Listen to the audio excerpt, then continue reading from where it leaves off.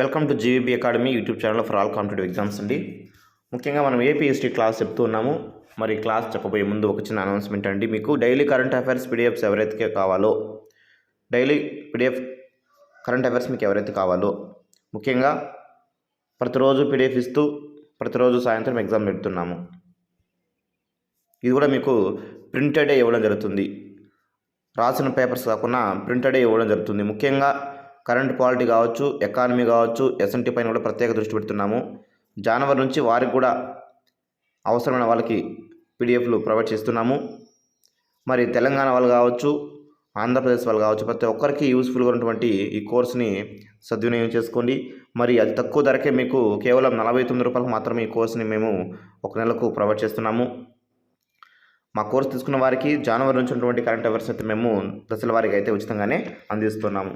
మరి ఇంక లేట్ చేయకుండా మనం మన ఛానల్ ఇప్పటికీ సబ్స్క్రైబ్ ఎవరైనా చేసుకోకుండా ఉంటే దయచేసి సబ్స్క్రైబ్ చేసుకోండి. మరింత మందికి ఈ ఇన్ఫర్మేషన్ షేర్ అవ్వాలంటే వీడియోని లైక్ చేయండి, నోటిఫికేషన్ కూడా ఆన్ చేసుకోండి. ఇక మనం లేట్ చేయకుండా ఏపీఎస్టీ క్లాస్కి అయితే వెళ్దామండి. ఓకే, మనం ఏపీఎస్టీ క్లాసెస్ దశల వారీగా అప్లోడ్ చేస్తున్నాము. మరి ఇదివరకు క్లాస్ ఎవరైనా వినకుండా ఉంటే ఖచ్చితంగా ఒకసారి వెనక్కి వెళ్ళి ఆ క్లాస్ కూడా మీరు వినండి. మరి ఈరోజు క్లాస్ మనము ముఖ్యంగా హాలుడు గురించి చూద్దామండి. ఈ యొక్క హాలుడు కేవలము 5 సంవత్సరాలు మాత్రమే ఈ యొక్క శాతవాహన సామ్రాజ్యాన్ని అయితే పరిపాలించారు. మరి హాలుడు కాలాన్ని మనము ప్రాకృత భాషకు సువర్ణయుగంగా చెప్తామండి. Very very important. మరి ఈ రాజు కన్నా ముందున్నటువంటి కుంతల శాతకర్ణి గురించి మనం చెప్పుకున్నాము. అతని కాలంలో సంస్కృత భాషకు స్వర్ణయుగం అని చెప్పుకున్నాం. మరి హాలుడి కాలంలో ప్రాకృత భాషకు సువర్ణయుగం అని చెప్తున్నాం అనమాట. మరి హాలుని యొక్క విజయాల్లో ఇతని యొక్క సేనాధిపతి ఎవరైనా ఉన్నారంటే వెరీ వెరీ ఇంపార్టెంట్, విజయనాథుడు ప్రముఖ పాత్ర వహించారనమాట. మరి హాలుడు స్వయంగా కవి కూడా కాబట్టి అతని కవిరాజు అంటారు. మరి అనేక మంది కవులను అతను ఆసనంలో ఉంచుకున్నారు కాబట్టి కవి వత్సలుడు అని కూడా పిలుస్తారు. మరి ఇతను స్వయంగా రాజు కాబట్టి ఇతని రచనలు మనం చూసినట్లయితే గాథా సప్తశతి, అభిధాన చింతామణి, దేశీ నామమాల. వెరీ వెరీ ఇంపార్టెంట్ అండి. గాథా సప్తశతి, అభిధాన చింతామణి, దేశీ నామమాల. ఈ విధంగా 3 ఉన్నప్పుడు మీకు ఈ క్రింది వాటిలో హాలుని యొక్క రచన అనేది వస్తుంది. మీరు ఏపీఎస్సీ గ్రూప్ 2 ప్రిలిమ్స్ చూసినట్లయితే ఇలాంటి క్వశ్చన్ వచ్చిందనమాట. ఓకేనా. నెక్స్ట్ గాథా సప్తశతి గురించి మనం చూసినట్లయితే గధ అంటే కథ, సప్త అంటే 7, శత అంటే 100, అనగా 700 కథలు. ఇవి కూడా శృంగార పద్యాలు అన్నమాట. గాథా సప్తశతికి మరొక పేరు ఏమైనా ఉందంటే సప్తాసి. నెక్స్ట్ గాథా సప్తశతి ప్రధాన భాగాన్ని రాసిన వారు శ్రీపాలితుడు. మరి ఇందులో ముఖ్యంగా మనం చూసినట్లయితే ఉన్నటువంటి ప్రధాన అంశాలు చూసినట్లయితే శాతవాహనుల కాలంలో పరిపాలనలో సలహాలు ఇవ్వడం కోసము పౌర సభలు ఉండేవి. వాటి గురించి ఈ యొక్క గాథా సప్తశతి తెలియజేస్తుంది. మరి ఆంధ్రులు శృంగార ప్రియులు అనే విషయం కూడా మనకి గాథా సప్తశతి నుంచి తెలుస్తుంది అనమాట. మరి శాతవాహనుల కాలం నాటి ఈ యొక్క సాంఘిక జీవనం ఏదైతే ఉందో ఆ జీవన విధానాన్ని ఎలా ఉండేవి అనే అంశాలు మనకి ఈ యొక్క గాథా సప్తశతి నుంచి మనం గ్రహించాలి. మరి ఈ గ్రంథంలో మొదటిసారిగా రాధ అనే ఒక పాత్ర కూడా మనకి కనిపించింది. మరి ప్రకృతి వర్ణన కావచ్చు, గ్రామీణ జీవన పరిస్థితులంతా కూడా ఈ యొక్క గాథా సప్తశతిలో వివరించారు. ఆనాటి పరిస్థితులు ఇవన్నీ కూడా పంచదార, బెల్లం ప్రస్తావన మనకి ఈ యొక్క గాథా సప్తశతిలో మనకు కనిపిస్తుంది. అదేవిధంగా గౌరీ, గణేష, ఇంద్రాది వంటి దేవతల యొక్క ఆలయాల ప్రస్తావన కూడా మనకి ఇందులో కనిపిస్తుంది.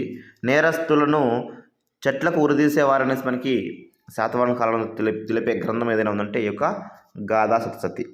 మరి బాణుడు తన హర్ష చరిత్రలో ఈ యొక్క గాథా సప్తశతి గురించి కూడా తెలియజేశారు.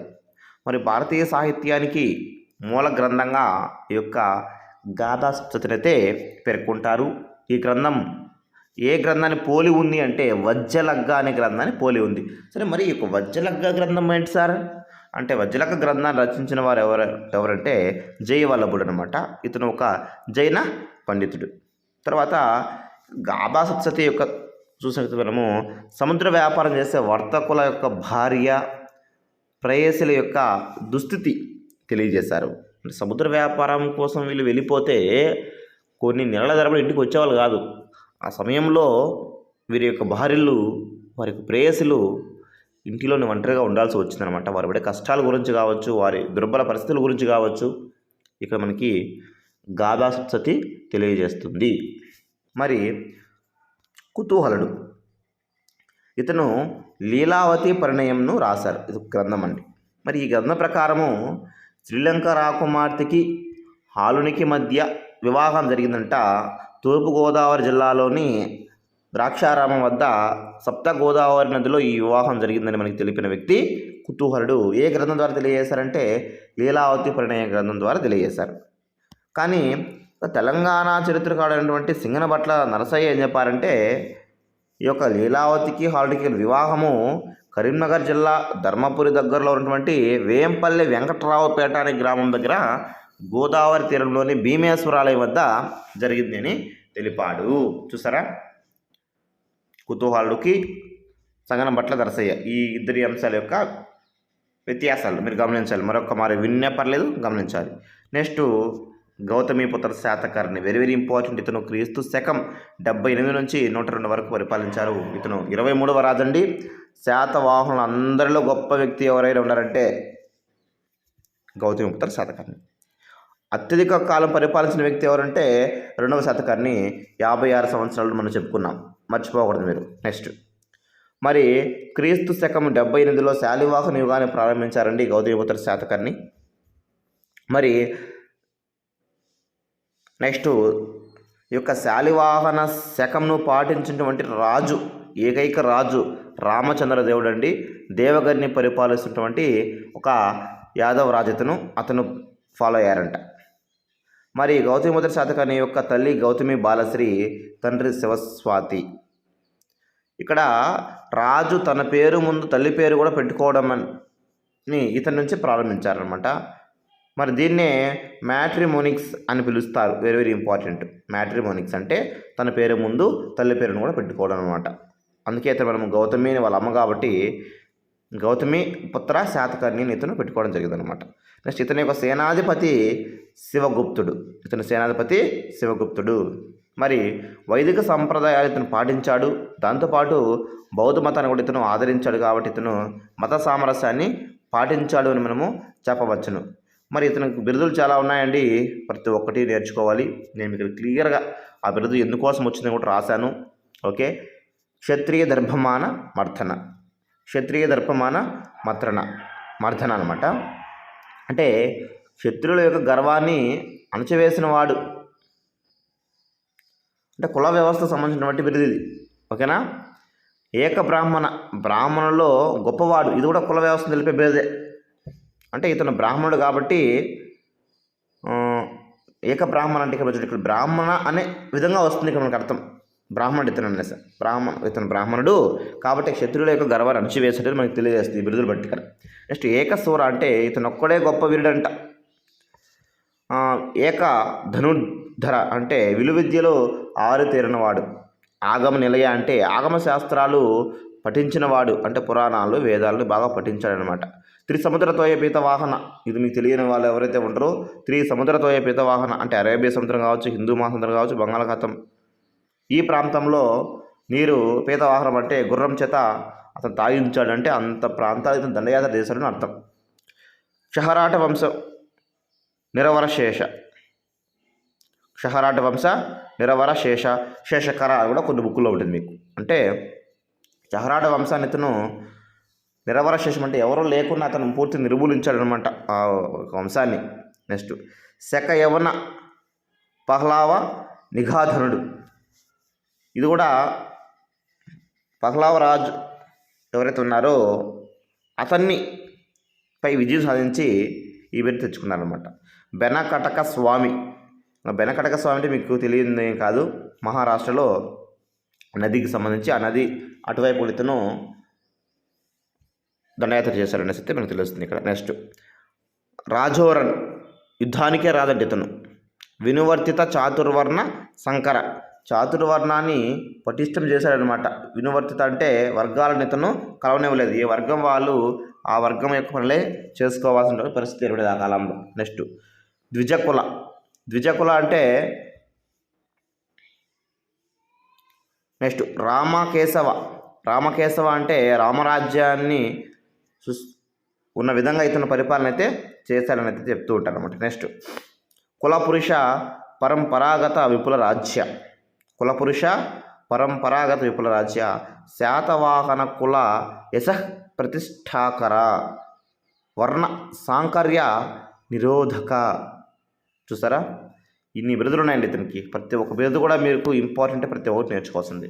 మరి గౌతమిపుత్ర శాతకర్ణికి సంబంధించినటువంటి నాణేలు మనం చూసినట్లయితే నాసిక్ ప్రాంతంలో జోగల్తంబి యుద్ధం జరిగింది. ఆ ప్రాంతంలో అక్కడ శకరాజు నహపాలుని ఓడించి శకరాజు అటువంటి నహపాలుని ఓడించి అతని యొక్క వెండి నాణేలు ఏవైతే ఉన్నాయో, అంటే నహపాలుడి యొక్క వెండి నాణేలు ఏవైతే ఉన్నాయో అవన్నీ తీసుకుని తన చిహ్నాలతో మళ్ళీ కూడా పునః ముద్రించాడనమాట. ఓకేనా, మనకి ఆ ప్రాంతంలోనే జోగల్తంబి ప్రాంతంలోనే కొన్ని నాణ్యాలు దొరికాయి. 13,270 నాణ్యాలు దొరికాయి. మరి వాటిలో మనకి ఈ విధంగా ఇన్ఫర్మేషన్ కనిపిస్తుంది అనమాట.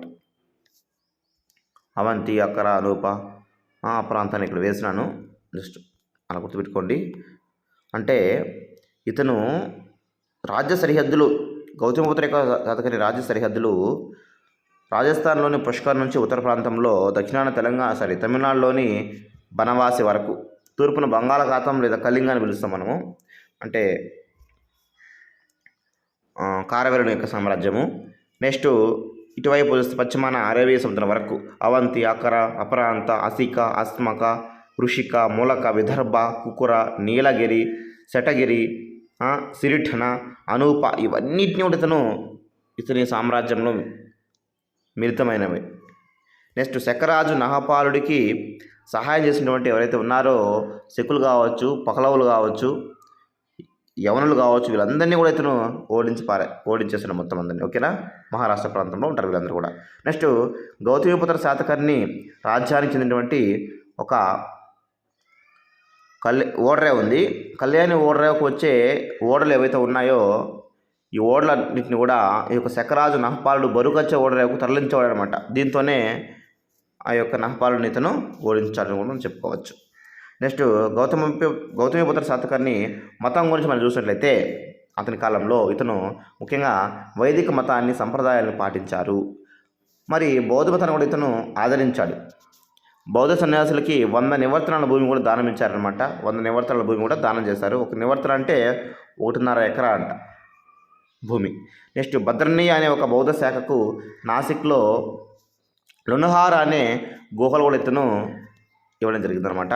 దేశంలో తొలిసారి బ్రాహ్మణులకు అగ్రహారం దానం చేసినటువంటి వ్యక్తి ఎవరంటే గౌతమిపుత్ర శాతకర్ణి అనే విషయం వెరీ వెరీ ఇంపార్టెంట్. తొలిసారి అనే పదం వచ్చింది కాబట్టి మీకు వెరీ వెరీ ఇంపార్టెంట్. మరి గౌతమిపుత్ర శాతకర్ణి తర్వాత పులోమావెట్టు, ఇతన్ని మన వశిష్ఠపుత్ర పులోమావి అంటారు, శివశ్రీ శాతకర్ణి గారు పరిపాలించారు. అది మనం నెక్స్ట్ క్లాస్ చూద్దామండి. మరి ఎక్కువ టైం తీసుకోవడం ద్వారా మీకు వినేదానికి ఇబ్బంది కలుగుతుంది. ఓకేనా, మన ఛానల్ ఇంకా సబ్స్క్రైబ్ చేసుకోకుండా ఎవరైనా ఉంటే ఇప్పుడే సబ్స్క్రైబ్ చేసుకోండి, లైక్ చేయండి. ఇలాంటి మరిన్ని వీడియోస్ మీకు కావాలంటే ఖచ్చితంగా మెసేజ్ అయితే చేయండి. ఎందుకంటే నేను మీరు ఇచ్చే ప్రోత్సాహంతోనే మీకు అనేక వీడియోలు నేను చేస్తాను. అదేవిధంగా మన కరెంట్ అఫైర్స్ కోర్స్ గురించి మర్చిపోకండి. ప్రతి ఒక్కరు కూడా కరెంట్ అఫైర్స్ కోర్సులో అయితే జాయిన్ అవ్వండి. Thank you so much.